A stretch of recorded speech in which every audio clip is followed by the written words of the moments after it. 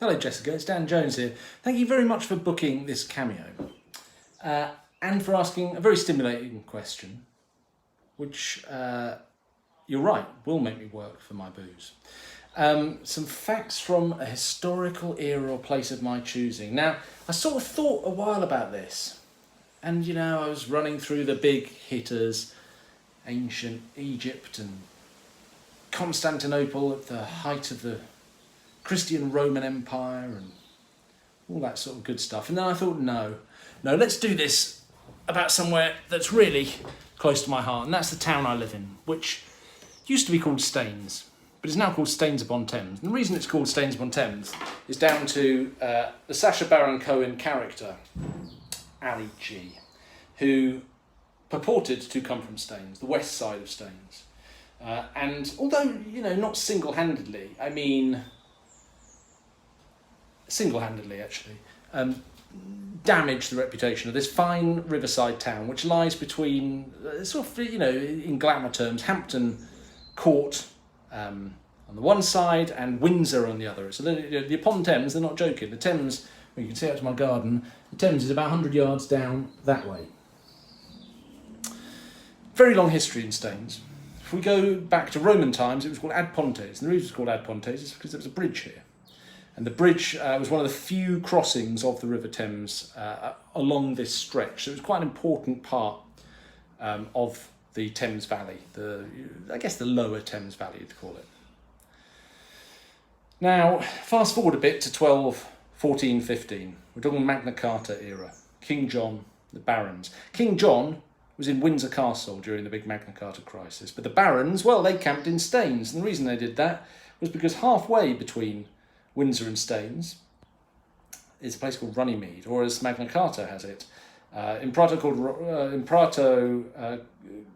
Vocatur Runnymede, in the meadow which is called Runnymede, inter Windsororum et Stanis, between Windsor and Staines. So Staines is actually mentioned in Magna Carta. That's where the barons camped. And you could walk to Runnymede from here. I walk the dog down there quite often, up to Cooper's Hill. Let's go on a bit through the Middle Ages. Henry VI. Start of Henry VI's reign was when Henry VI was 9 months old, because Henry V was killed, his father. Well, he wasn't killed, but died of dysentery on campaign in France. And Henry VI, this was quite awkward, because now you had a baby and then a toddler who was the king. Now, Henry VI lodged up in Windsor, but they needed him to come down to Parliament, to open Parliament on some occasion. I believe he was 2 or 3.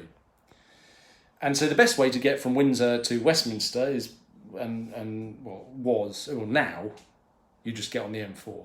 But then it was to take a boat down the river.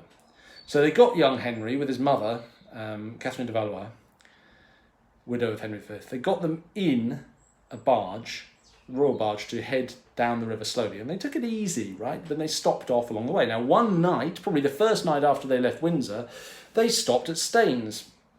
And young Henry liked his time in Staines, wherever they were staying, some sort of inn or guest house or manor, I suppose. But he liked his time there so much that the next morning, when it was time to leave Staines and carry on the journey, probably heading down towards, Richmond or somewhere like that, he screamed and shrieked, says the Chronicle. Screamed and shrieked, in fact, not screamed, shreamed, but it means screamed. So much they couldn't get him on the barge. They had to stay an extra night in Staines. So there you go. King Henry VI actually stayed in Staines. That would be before he founded Eton College, the great chapel, which is, I ride there on my bike in the morning sometimes for exercise. And I'll tell you one more fact about Staines, because I realise I'm going on a bit more and you didn't necessarily ask for all this, but I'll give it to you anyway.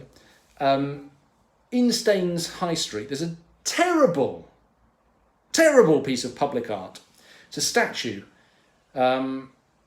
Sadly, it's not offensive or racist or redolent of empire. Otherwise, they might have torn it down, but no such luck. The damn thing stands there. It's about as bad as municipal art gets. It's 2 fellas unrolling a sheet of linoleum, that sort of old-fashioned floor covering, and it has a piece of doggerel verse on it about the patterns of linoleum. It's completely terrible.